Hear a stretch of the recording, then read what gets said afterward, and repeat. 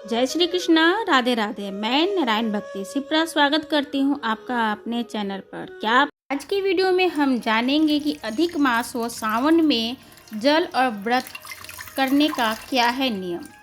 पशुपति व्रत करने वालों के लिए भी है खास नियम, जो कि सावन मास में क्या करने योग्य है। तथा इस वीडियो में जानेंगे कि तुलसी का पौधा कब लगाना चाहिए ग्रंथ के हिसाब से, तथा धन के लिए भगवान शिव को कैसे करेंगे प्रसन्न।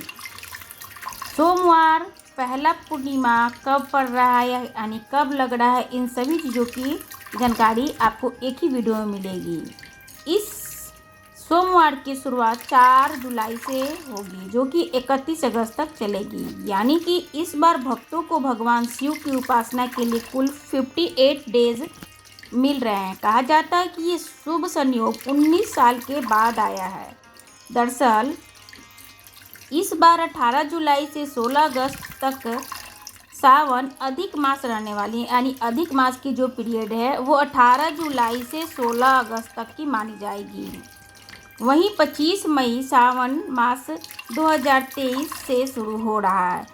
यानी सावन में कौन कौन से त्यौहार आते हैं, तो आइए जान लेते हैं सावन में कितने सोमवार पड़ेंगे, सावन मास में कब शुरू हो रहा है, सावन मास शुभ क्यों होता है। इन सारी चीज़ों की जानकारी आपको वीडियो में भी मिलेगी तथा डिस्क्रिप्शन बॉक्स में भी मिलेंगे।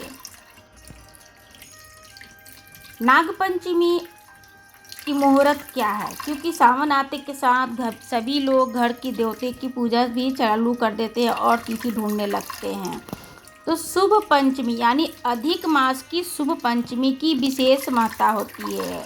पंडित प्रदीप मिश्रा जी बताते हैं कि अगर अधिक मास की पंचमी को हम कुछ ये उपाय कर लेते हैं तो अगले अधिक मास की पंचमी आने तक हम करोड़पति यानी कि हमारी जो फाइनेंशियल कंडीशन है वह 10 गुना ज़्यादा बढ़ सकता है।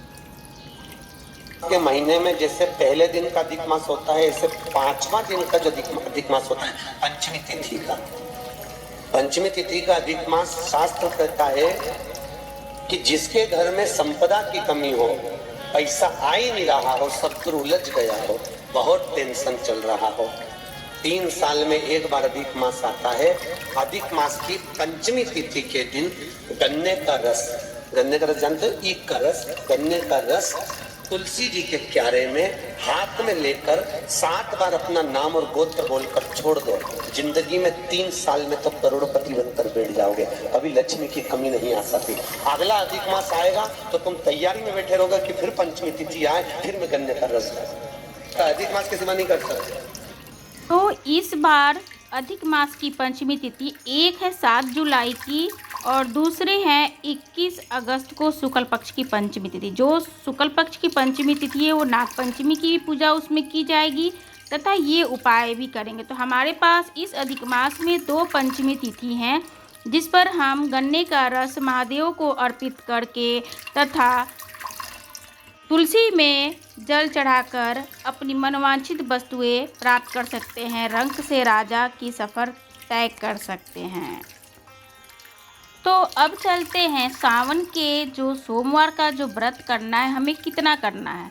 तो जो पशुपति व्रत कर रही है व्रती वह, और जो सावन के सोमवार के व्रत पहले हर साल पे जो आते हैं और हम सभी करते हैं, कोई 4 करता है, कोई 2 करता है, कोई 5 करता है। यानी बहुत लोग 2 करते हैं, एक अंधेरा का करते हैं, एक उजाले पक्ष की करते हैं।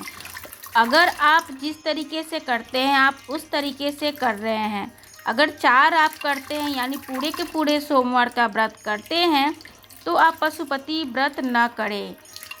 सावन का सोमवार जब पूर्ण हो जाए उसके बाद आप सोमवार यानी पशुपति व्रत आगे करें।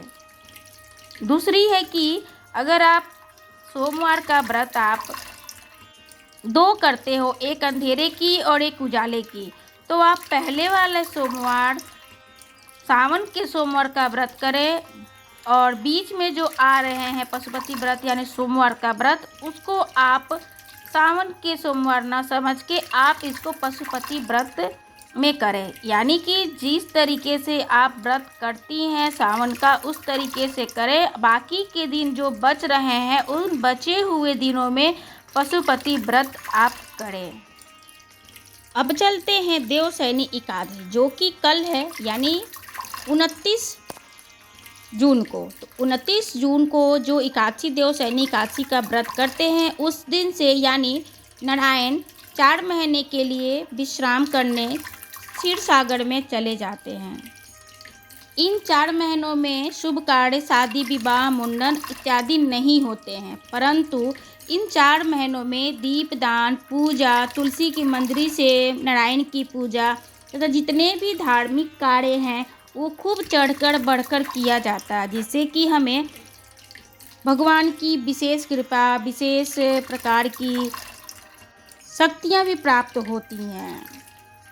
चतुर्मास में दीपदान का विशेष महत्व होता है। कार्तिक महीने में जिस तरीके से जिन जिन चीज़ों का पालन होता है, उन सभी चीज़ों का पालन हमें चतुर्मास में करना चाहिए। कल से यानी चतुर्मास जिस दिन से लग रहा है, देवशयनी एकादशी से देवउठान एकादशी तक लड्डू गोपाल की 4 महीने की सेवा भी करने पर पूरे 1 वर्ष सेवा का फल प्राप्त होता है। इन 4 महीने में नारायण के आगे आप हरी बाती, हरी चंदन अवश्य लगाएं तथा नारायण की आप भक्ति की प्रीति के पात्र भी बनेंगे।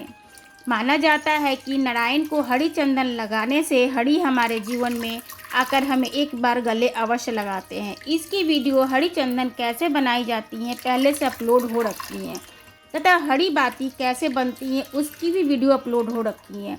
तो हरी बाती और हरी चंदन इन 4 महीने नारायण को जरूर ही अर्पण करना चाहिए। यानी कि हरी बाती से आरती और हरी चंदन से तिलक ठाकुर जी को जरूर लगाना चाहिए।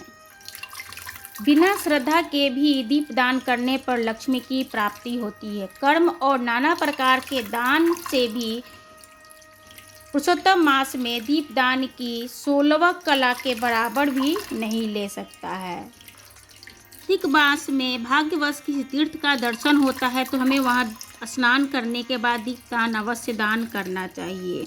घर पर भी स्नान करने के पर ठाकुर जी के आगे तुलसी में दीपदान तथा जहां हम पानी का बाल्टी भरकर रसोई में रखते हैं, वहां पे एक दीपदान करने से हमारे घर के सभी तरीके के पितृ दोष दूर होते हैं।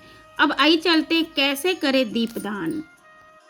तो दीपदान का मतलब ही होता है किसी योग स्थान पर श्रद्धा से दीप प्रज्वलित करना। भगवान के आगे अगर दीप जलाएं तो उनको हम बोले, हे नारायण, मैं आपकी प्रसन्नता हेतु दीप प्रज्वलित कर रही हूँ, आप इससे प्रसन्न होइए। तथा लक्ष्मी के पास यानी तुलसी के पास जब दीप जलाएं तो उनसे भी आप कहें कि हे माँ लक्ष्मी, मैं आपकी प्रसन्नता हेतु दीप प्रज्वलित कर रही हूँ, आप अपनी कृपा दृष्टि हमारे परिवार पर यानी हमारे ऊपर कीजिए। मंदिर में भी इसी तरीके से कामना कर कर दीप प्रज्वलित कीजिए। पूरी श्रद्धा के साथ दीप जलाइए और देखिएगा कि आपको जरूर ही उच्च फल की प्राप्ति होती है। सुखद अनुभव और वैभव भी आपका बढ़ेगा। नारायण की सेवा करने वाले हर व्यक्ति के पास लक्ष्मी आप रूप आती हैं और अपना स्नेह से उनका घर परिवार भर देती हैं।